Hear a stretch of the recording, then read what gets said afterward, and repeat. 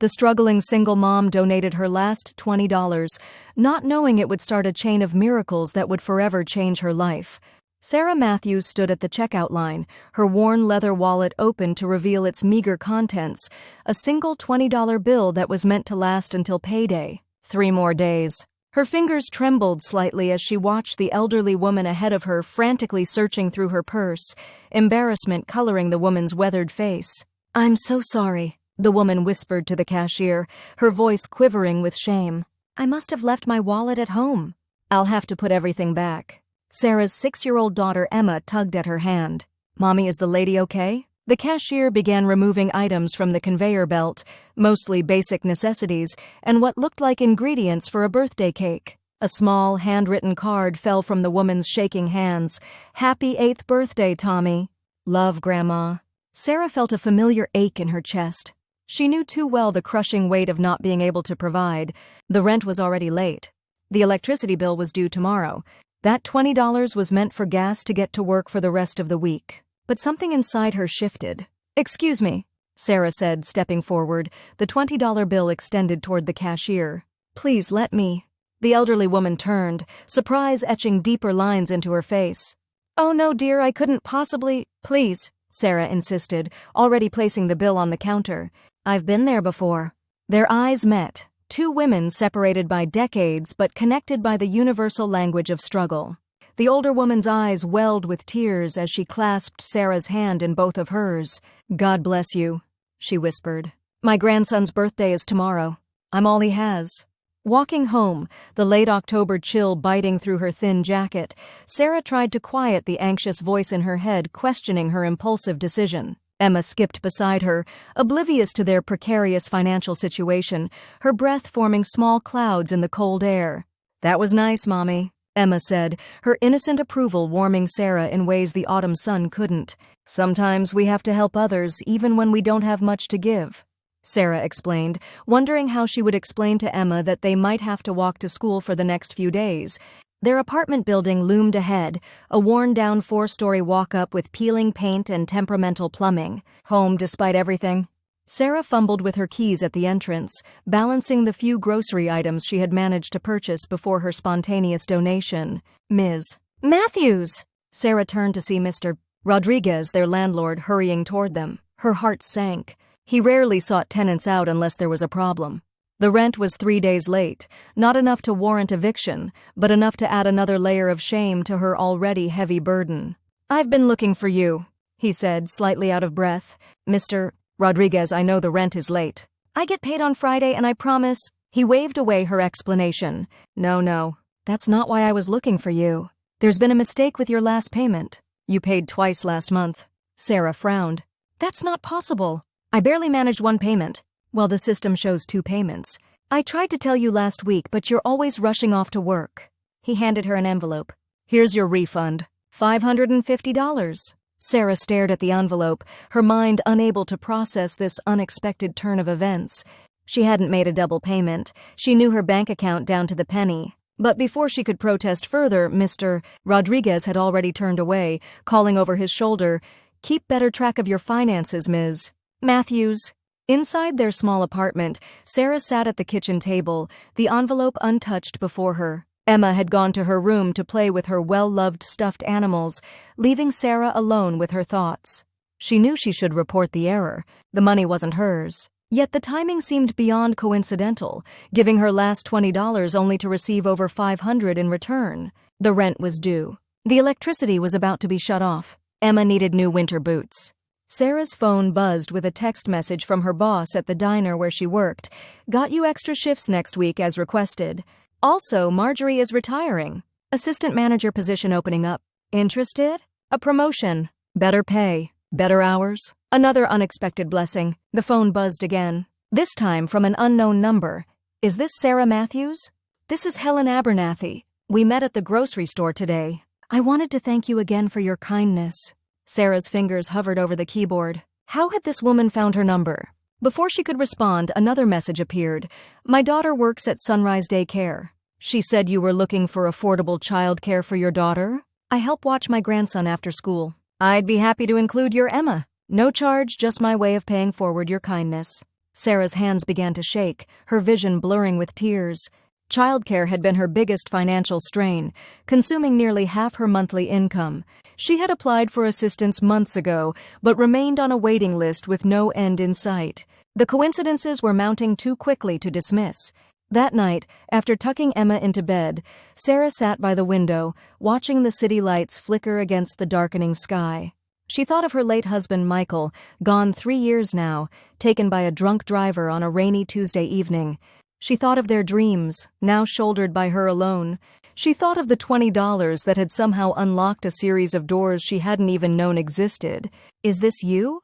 she whispered to the night sky, imagining Michael somewhere beyond the stars. "Are you still looking out for us?" The next morning brought another surprise. A letter from the hospital where Michael had died.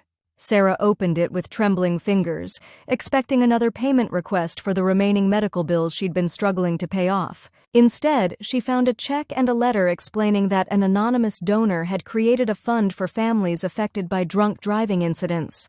The entire remaining balance, nearly $5,000, had been forgiven. Sarah sat heavily on the couch, the letter clutched to her chest. Something extraordinary was happening, something beyond coincidence or luck. Over the following weeks, the chain of unexpected blessings continued to unfold. Sarah accepted the assistant manager position at the diner, increasing her salary by 30%. Helen became a surrogate grandmother to Emma, providing not just childcare but the loving presence of family they had both been missing. Through Helen, Sarah met a community of supportive individuals, a network of people who had all experienced loss and hardship but chose to lift each other up rather than succumb to bitterness. There was Louisa, who taught free financial literacy classes at the community center, Marcus, an attorney who helped Sarah finally settle Michael's estate properly, and Grace, who ran a support group for young widows that became Sarah's emotional lifeline. But it wasn't until Christmas Eve, 2 months after that fateful day at the grocery store, that Sarah discovered the true extent of the miracle her simple act of kindness had set in motion. The diner was closing early for the holiday. Sarah wiped down the counter, her mind on the small but festive celebration she had planned for Emma. For the first time since Michael's death, she had been able to buy proper presents, not just necessities disguised as gifts. "Sarah?" A man's voice broke through her thoughts. She looked up to see a well-dressed stranger in his 50s standing by the entrance. Something about his eyes seemed vaguely familiar. "Yes, can I help you?" she asked, setting aside her cleaning cloth. The man approached slowly, as if unsure of his welcome. "My name is Richard Abernathy. I believe you've met my mother, Helen." Sarah smiled. "Yes, of course. Helen has been wonderful to us." "Are you Tommy's father?" "No, that's my brother's son." He cleared his throat. "I wanted to meet you in person, to thank you for what you did for my mother that day at the grocery store." Sarah felt a blush warm her cheeks. "It was just $20. Anyone would have done the same, but they didn't. You did." His voice grew softer. "And you have no idea what your kindness set in motion." He gestured to a nearby booth. "Do you have a moment? There's something I need to explain." Curious, Sarah nodded, calling to her coworker that she'd be a few minutes. Once seated, Richard folded his hands on the table. "My mother raised 6 children largely on her own after my father left. She worked 2 jobs, went without so we could have what we needed. She's the most selfless person I know." He paused, his eyes growing distant. "But losing my brother and his wife last year in the accident, it broke something in her. Tommy came to live with her, and she's been trying so hard to give him stability, but financially, emotionally, it's been overwhelming." Sarah nodded, thinking of her own struggle to be both mother and father to Emma. "That day at the grocery store," Richard continued, "she had forgotten her wallet. A simple mistake, but for her, a woman who has prided herself on independence her entire life, it was humiliating. She called me afterward crying, but not from shame. She was crying because a stranger had shown her kindness without judgment." He reached into his jacket and withdrew an envelope. "My mother doesn't know I'm here. She'd be mortified if she knew." He slid the envelope across the table. "I'm the CEO of Abernathy Investments. When my mother told me what happened, I felt compelled to track you down." Sarah stared at the envelope but didn't touch it. "I don't understand. 3 years ago, my company was nearly bankrupt. A last-minute investor saved us on the condition of anonymity. That investor died shortly after, a car accident." Richard's eyes met hers. "His name was Michael Matthews." The air left Sarah's lungs in a rush. "What?" "Your husband invested his life insurance payout in my company before he died." He saved my business, the livelihoods of over 200 employees, and my family's legacy. I never got to thank him." Richard's voice thickened with emotion.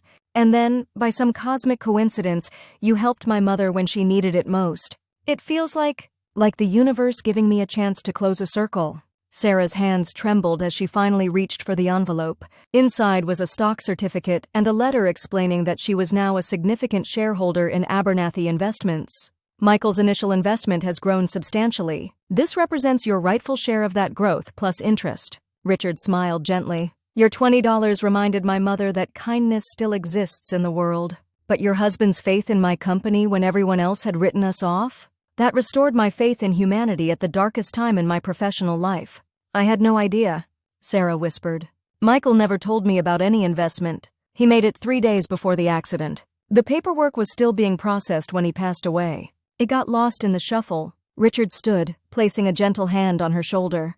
"The chain of connections here, it's more than coincidence. My mother finding your daughter's daycare needs, the hospital debt being cleared, that was me, trying to pay forward what your family gave to mine." Sarah struggled to find words. "I don't know what to say." "You don't need to say anything. Just know that your husband's legacy lives on in the hundreds of families supported by our company. And your simple act of kindness brought my mother back to life in ways I couldn't." He smiled. "Merry Christmas, Sarah. Michael would be proud of the woman you've become." After Richard left, Sarah sat in the booth for a long time, the certificate in her hands, tears flowing freely down her cheeks. Not tears of sadness, but of wonder, of gratitude, of the profound realization that nothing, no act of kindness, no leap of faith, was ever truly lost in the universe.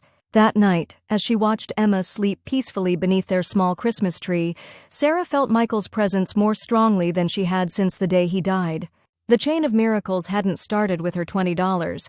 It had started years before, with Michael's belief in second chances and the inherent goodness of people.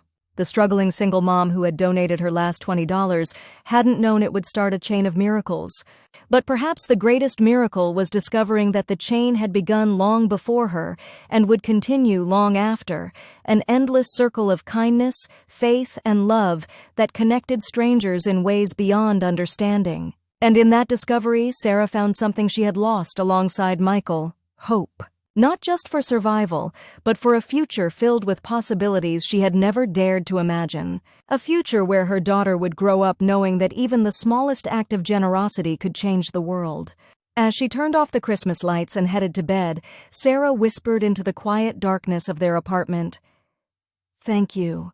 She wasn't sure who she was thanking: Michael, Richard, Helen, or perhaps the mysterious workings of a universe that had brought them all together through an impulsive act of kindness in a grocery store checkout line. Perhaps she was thanking all of them. Perhaps it didn't matter. What mattered was that tomorrow would dawn brighter than yesterday, and she would face it with an open heart, ready to continue the chain of miracles that had transformed her life, one small act of kindness at a time.